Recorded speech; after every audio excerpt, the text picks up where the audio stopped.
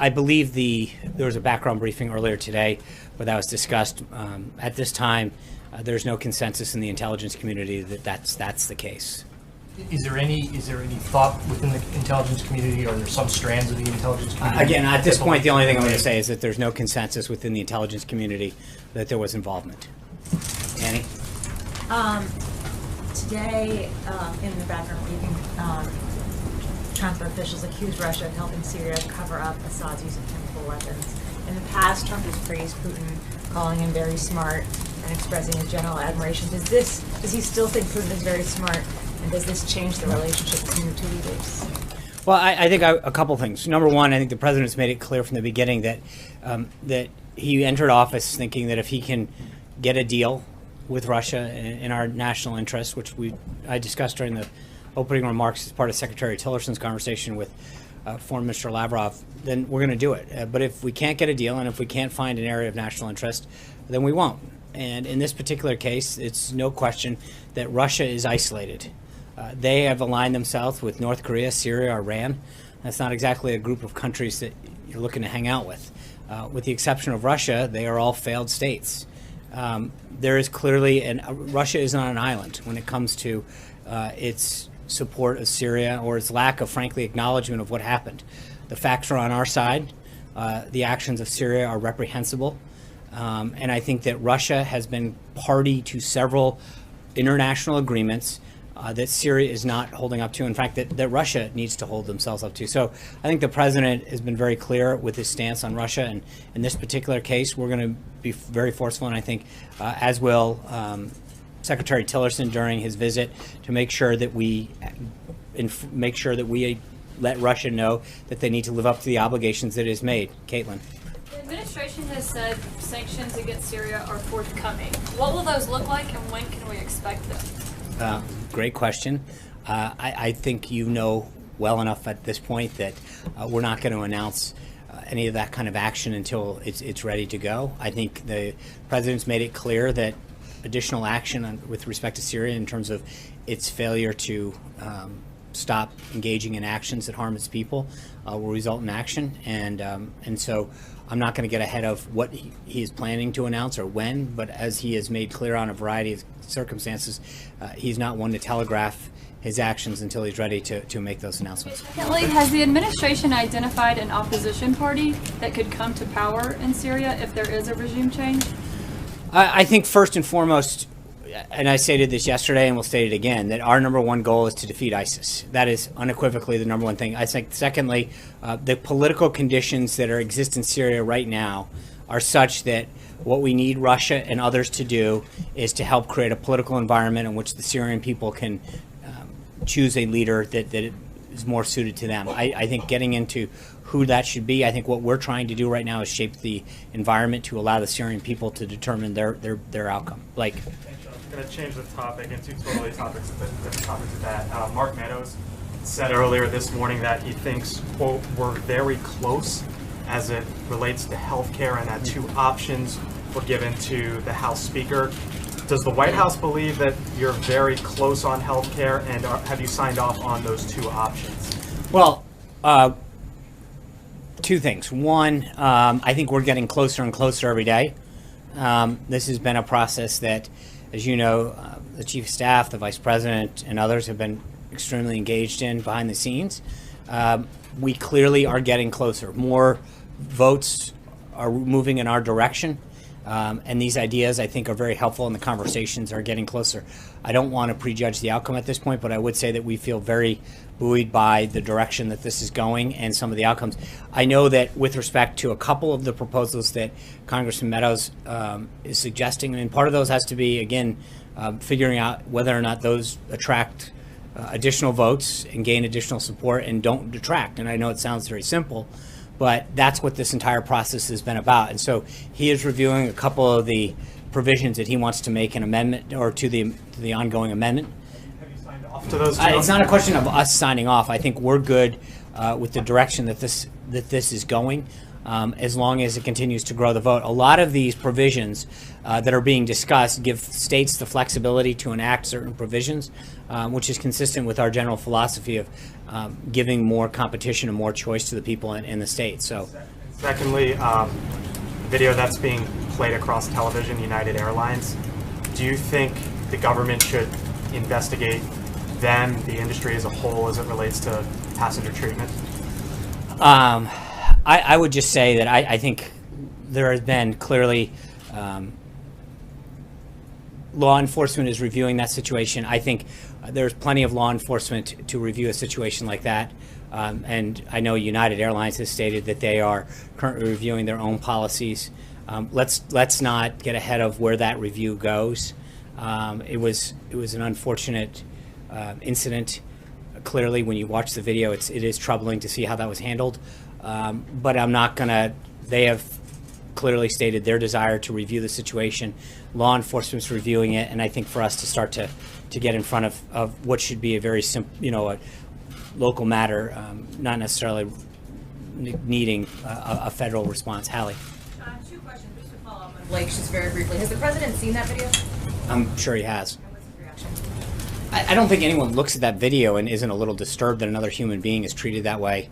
But again, I think one of the things that people have to understand is that when there is a potential law enforcement matter for the president to weigh in pro or con would prejudice a potential outcome. So I don't want to get in, but I think clearly watching another human being drag down an aisle, watching blood come from their face after hitting an armrest and whatever, I don't think there's a circumstance that you can sit back and say this probably could have been handled a little bit better when you're talking about another human being. But I don't think that it is my place to get in the middle of judging how a company dealt with this. I think there's clearly going to be enough review, both on a corporate side and then on a law enforcement side, on how this was handled. But I think from a human-to-human standpoint, to watch a human being get dragged down an aisle with their head banging off armrests and not think that it could have been handled better, I would assume that we could probably all agree on that. John? My 2 questions, though. That was actually just the clarification. First, on both foreign policy, one on Syria. This administration is continuing to fight for its travel ban that would in part limit refugees coming in from Syria. The president spoke very starkly about how affected he was by some of the images that he's seen of these youngest victims. There have also been images of refugees, like, for example, Island Kurdi, that have also been heart-wrenching for people. Is the president giving any thought to reconsidering that aspect of his travel ban? In terms of letting them in? Well, I think you've heard a lot of these refugees in particular talk about the fact they're not looking to flee. They want. But I think that right, and I think the number one goal of this president is to make sure that we protect our people, our country, and to keep those people from having to flee. They have family there. And so that's our number one goal, is creating a safer environment, de-escalating the conflict there. Is not to figure out how people we can fly out. I think the U.S. has been extremely supportive when it comes to the financial piece of this, and looking for ways to work with in a diplomatic fashion. But the goal isn't to figure out how many people we can just import to this country. I think there's clearly a security concern that we have to be. Also? They have touched him, and I think that's what he made very clear. That's why, with the consent and guidance of his national security team, it was very extreme. It was moving. Going back, I don't mean to make 2 examples of this, but I don't think you can watch those things. Not that you should have any human being, but when you see in particular young children and babies being gassed, it should move any human being that has a heart. So I think, but that partially dealt with why he acted so decisively, is to see an individual in Assad, in that regime, act in a way that reacted to, we can't condemn every act, but I think to literally see someone use gas, and it was pointed out, you think about that, it is in the same category as nuclear weapons for a reason. It is that lethal, it is that deadly, it is that horrific. That when you recognize that use of chemical weapons is put in the same category of weapons of mass destruction as so many other things because of what it does to an individual, and the nature of an attack like that even first responders, if you saw some of the tape, were getting grossly affected by this. It moved him tremendously, and that's part of the reason he acted the way he did. On North Korea, Sean, I also know that you've seen the latest provocations from Pyongyang. The president tweeted this morning that if China won't help, the U.S. will solve the problem. That's right. What does he mean by that, solve the problem? Right. I think he has been very clear that he will not tolerate some of this action by North Korea. But he's also, but to answer your question, I think I've said this before on a variety of topics. The president is not one who's going to go out there and telegraph his response. I think he keeps all options on the table. He keeps his cards close to the vest. And as he showed last week with respect to Syria, when the president is willing to act, it's going to be decisive and proportional to make it very clear what the position of the United States is. That's not what I said. I just said that, as you know, when the president's ready to act, he makes it very clear. And I think there's no question that when the president is ready to make a statement, he will do that. But I think he has made it clear with respect to North Korea that their behavior and their actions with respect to the missile launches is not tolerable. The last thing we want to see is a nuclear North Korea that threatens the coast of the United States, or for that matter, any other country and any other set of human beings. So we need stability in that region, and I think he has put them clearly on notice. John. Thanks a lot, Sean. The alliance between Russia and Syria is a strong one. It goes back decades.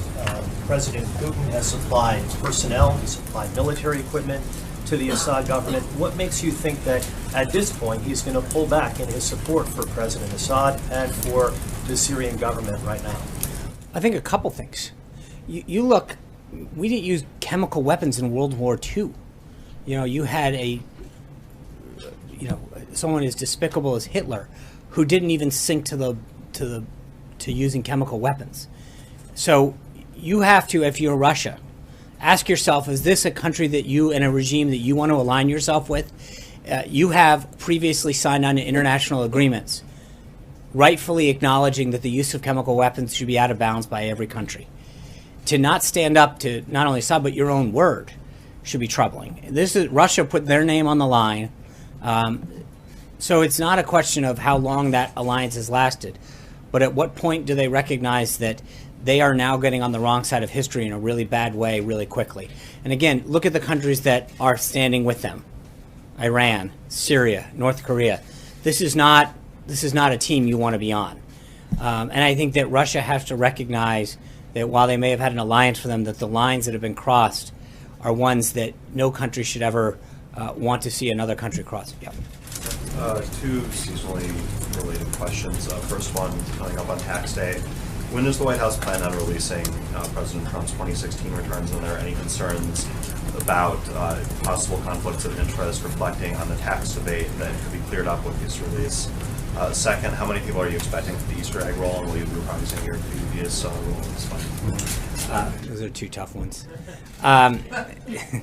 So on the first one, I think we've asked and answered that several times, and the president's been under audit. I think when you look at, we filed our financial disclosure forms the other day in a way that allows everyone to understand, and for those listening at home, a tax return clearly lists how much money you made, how much tax you paid. When you look at a financial disclosure form, it lists every asset, every debt you owe, where you're getting your money from, where your income's derived from. It is a much more comprehensive understanding. I think the president, this question has been asked and answered over and over again. I think the American people are, frankly, the middle class in particular, and companies that are trying to grow here in the United States are much more concerned about tax reform and allowing our economy to grow and their bottom line to grow. With respect to the Easter egg roll, it's a huge topic. I appreciate that. I think we're going to have an excellent time. Oh, come on. You can't ask the question and not get the answer. But we have worked really well. I think we're going to have a very, very enjoyable day on Monday. The tickets have been sent out to all the schools in the area. There'll be a large military contingent that will be participating as well. And I think there's 5 waves over 2-hour periods in which children and their families will be able to come to the White House. We've done extensive community outreach to really bring a lot of the school children from the area in, and it's going to be a great day. I don't have the number. I'd be glad. I think the East Wing could probably get you an answer, and I'll make sure I put out that number. I think they're working on the final numbers. They're starting ticket distribution, so I should be able to get you a number on that. Francesca. Thank you, Sean. You said last month that the White House was reviewing the policy on visitor logs. Right. Will the White House voluntarily release those visitor logs? I think we should have an answer on our policy very shortly on that. Okay, and then a question on Syria. Secretary Tillerson said this morning that it was the United States' hope that Bashar al-Assad will not be part of Syria's future, but it's up to the people of Syria to make that determination. At the same time, the question is now whether it's the White House's position that Assad's a bad actor and it would be ideal if he would go, or whether the White House thinks that the atrocities that he's committed are absolutely unacceptable and he must go, period. As I mentioned yesterday, I don't see a peaceful, stable Syria in the future that has Assad in charge. So he absolutely has to go, I think period. there's no question that you can't have a peaceful Syria with Assad in charge. I don't see how that ever works. So, no, I don't see a future Syria that has Bashar al-Assad as the leader of that government. Kristen. Thanks, Sean. I'm going to ask you about some comments that Eric Trump said. Speaking of Ivanka Trump, Ivanka is a mother of 3 kids, and she has influence. I'm sure she said, listen, this is horrible stuff. My father will act in times like that. Did Ivanka Trump play a role in President Trump deciding to strike Syria, and if so, what was that role? Well, the president, I think we released last Friday a very comprehensive TikTok of, when the president was informed by his national security team and how his thinking evolved. 10:30 last Tuesday, his national security team was giving him his presidential daily briefing. They went over what had gone on in Syria in detail. He began to ask a series of questions. They came back to him later that day. There was a deputy principals meeting later on Tuesday. On Wednesday, there was a principals meeting. They continued to bring back with him a series of questions and responses to his thing, and his evolving his decision-making process continued aboard Air Force One on the way down to Florida. 4 o'clock when he arrived in Mar-a-Lago, he had a national security team meeting both in Mar-a-Lago and secure VTC back to different elements that were gathered in secure locations. That's when he gave the order. That being said, there's no question that Ivanka and others weighed into him, as it was asked earlier, Hallie asked it, that when he himself saw images, he was very, very moved. And I think Ivanka and others, frankly, I don't think that there's many humans that came into contact with the president during that window of time that said, did you see those images on television?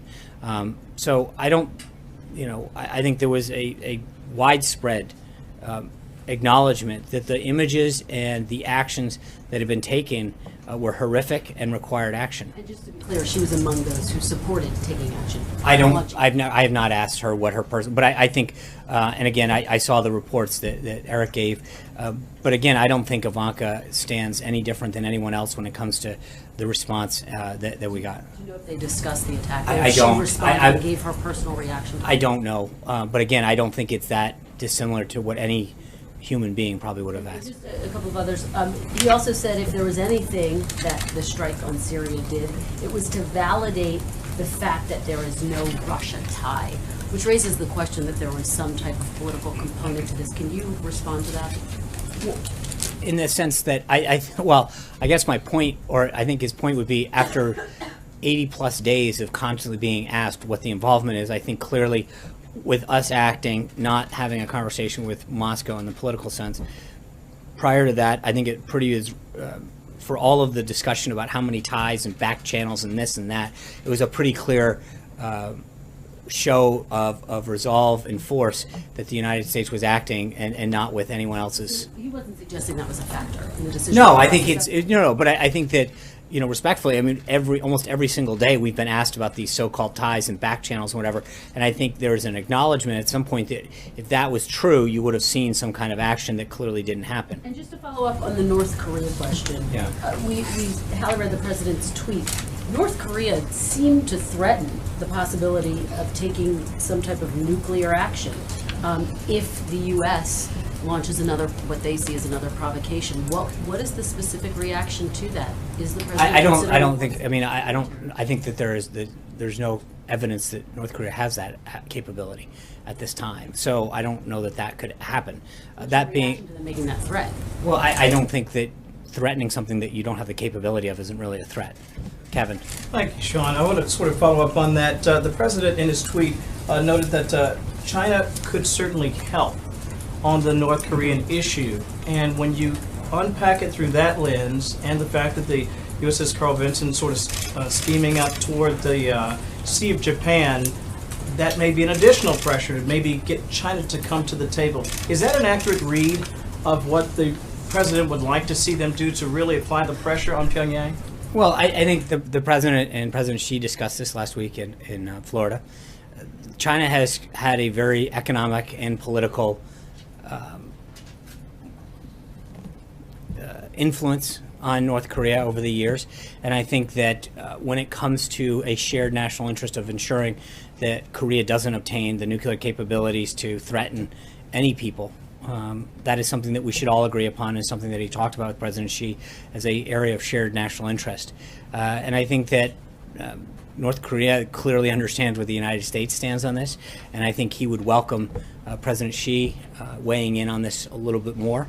So I think that's, obviously wants to make it very clear to them and the rest of the country and the rest of the world what our position is. Putting that strike carrier group in the Sea of Japan, in that region, is that also a messaging circumstance, or is that simply protective for our allies in Japan and Korea? When a carrier group is several things. The forward deployment is deterrence, presence. It's prudent, but it does a lot of things. It ensures we have the strategic capabilities, and it gives the president options in the region. But I think when you see a carrier group steaming into an area like that, the forward presence of that is clearly, through almost every instance, a huge deterrence. So I think it serves multiple capabilities. Last one, if I might, on infrastructure and taxes. The CEO is obviously very interested in trying to get something done as quickly as possible. Shovel-ready opportunities for people to get to work, and obviously a lowering of the taxes to enhance business expansion and perhaps even lower for middle-class Americans. But I'm wondering if there isn't a healthcare component that needs to happen before you can move forward on that. So there's a few things. Obviously, getting healthcare, the repeal and replace done, would open the amount of money that we can use through the reconciliation process to have available to tax reform. That's why we made it very clear from the beginning that we thought healthcare should go first. It gives us a greater amount of resources to dedicate to tax reform. That being said, there's under every circumstance you're talking months of getting tax reform done. That's one area that they discussed today. But one of the more important areas, and where I think you're seeing the president act continuously and decisively, is on the regulatory front. And that's one of the largest burdens that manufacturers, unions, entrepreneurs talk to the president about over and over again, is these stifling regulations of a variety of sort that prevent them. The coal industry, the manufacturing sector, the auto sector, over and over again are talking about the regulatory and the president's ability to take immediate action. I've mentioned it here before, but I mean, so far under the Congressional Review Act, this president signed 12 pieces of legislation. That compares to one that was signed in every administration prior to this year, total. And I think that shows the president's commitment to creating not just a better tax climate, which is going to take a few months, but an immediate regulatory impact that can help businesses break down the barriers, compete more, bring more jobs back to the United States. Cecilia. Thanks. I just want to give you the opportunity to clarify something you said that seems to be gaining some traction right now. Quote, Hitler didn't even sink to the level of using chemical weapons. What did you mean by that? I think when you come to sarin gas, he was not using the gas on his own people the same way that Assad is doing. I mean, there was clearly. I understand your point. Thank you. Thank you. I appreciate that. There was not in the. He brought him into the Holocaust Center. I understand that, but I'm saying in the way that Assad used them, where he went into towns, dropped them down to innocent into the middle of towns. It was brought to. So the use of it. And I appreciate the clarification there. That was not the intent. Okay.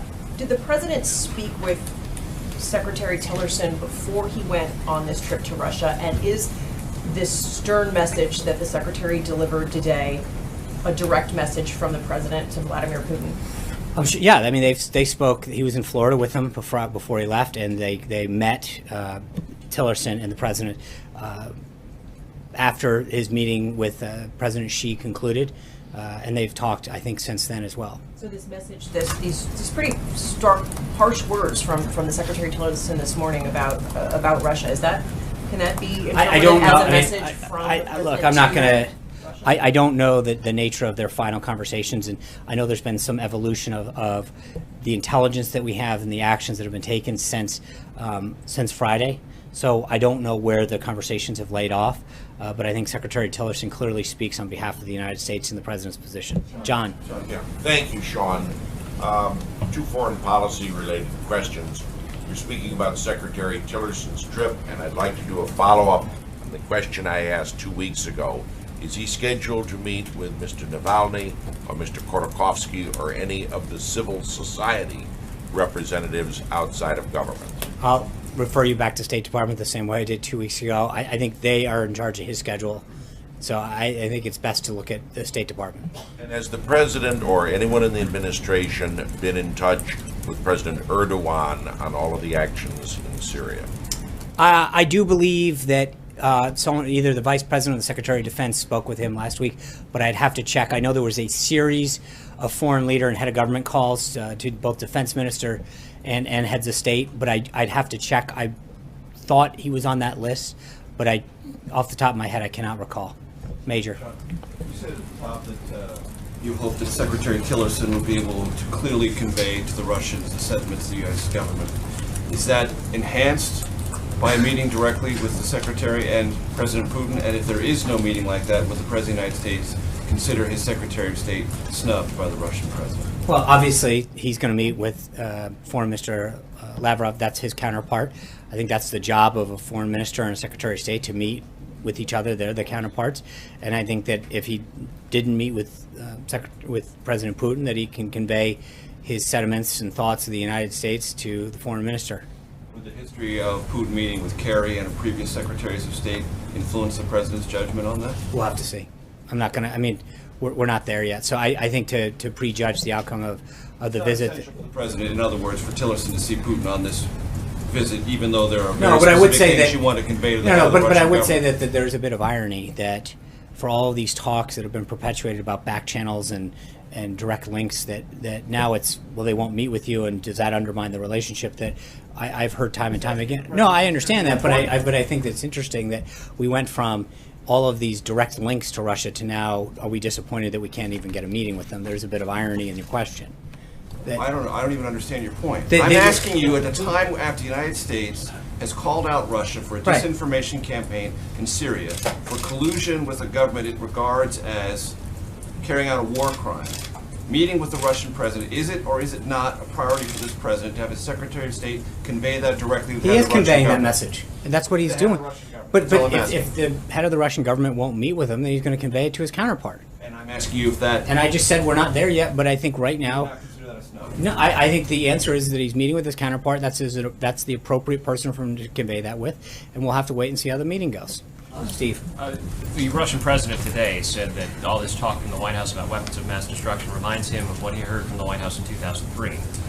This White House is expressing confidence that sarin gas was used. What do you say to skeptics in Moscow and maybe in other countries, perhaps here at home, who doubt that level of confidence? I think there was a 45-minute briefing with members of the national security team prior to this, which they walked through all of that level of confidence that they have. I think that anybody who doubts that, in terms of the pictures that were shown and the media that was there, wouldn't just be doubting the intelligence, but it would be doubting the entire international reporting crew that was there to document all of this. There have been doctors, intelligence communities, media. I mean, I don't think it takes mere eyeballs to recognize what's happening and happen throughout there. So it's not a question of doubting us, it's doubting everybody but Iran, Syria, North Korea, Russia. And one other historical villain who used chemical weapons against his own people was Saddam Hussein. It was the policy of the United States government there should be regime change in Iraq as a result of that and other things. Why shouldn't it be the same policy towards Bashar al-Assad? I think that you're trying to act as if, or the premise of the question suggests that we don't want a new leader. I think I've stated now 2 days in a row that we don't see any a peaceful or stable Syria in the future that has Assad as the head of it. Their number one priority right now for us as a government is to make sure that we stop the threat of ISIS and bring stability to that region. But make no question about it, there is no peaceful and stable Syria in the future that Assad is the head of. That's it, point blank. So I just want to clarify, is the U.S. position as far as cooperation with Russia that Russia must admit or agree that Syria was behind the chemical attack, and then also that Russia must disown Assad? Like, can cooperation happen if Russia maintains its position that Syria was not behind that chemical attack? It's not just behind it. I think that Russia has joined an international agreement regarding the not just the use, the possession of. It was Susan Rice who went out and said that Syria no longer had access to chemical weapons. We know that's not true. I think that the United States, Russia, and others signed an international agreement that Syria was part of that said that they would not only use but possess chemical weapons. The first thing that we need to do is make sure that we enforce the existing agreement that Russia is a partner to. That's first and foremost. And I think we need to make sure that we do that because it is in the national interest of the United States to make sure that the proliferation of chemical weapons spreads no further. And that is something that we've got to be very careful. It's not just the deterrence of future use within those people, but also the proliferation of them throughout the world. But at this point, Russia's not even agreeing with the U.S. contention that the Syrian government carried out the attack. So I understand that, and I think that Secretary Tillerson has just landed a few hours ago, and I think we'll have an opportunity to talk to them. But again, you've got to. This is not. I don't. You know, as I just mentioned to Steve a second ago, I mean, you realize that Russia isn't an island on this. They are not. This is not some big split as to how this actually happened. The only countries that aren't supporting the U.S.'s position are Syria, North Korea, Iran, and Russia. This is not exactly, you know, a happy time cocktail party of people that you want to be associated with. They are failed states with the exception of Russia. So these individual states, this is when Russia is saying that they don't agree with us, they are not siding with other nations of stature. They are agreeing with failed states, and a small number of those as it stands. I think they are staring in the defiance, or they are defiant in the worldview that doctors, intelligence agencies, reporters, civilians, international experts have all looked at and come to the same conclusion except for them. I don't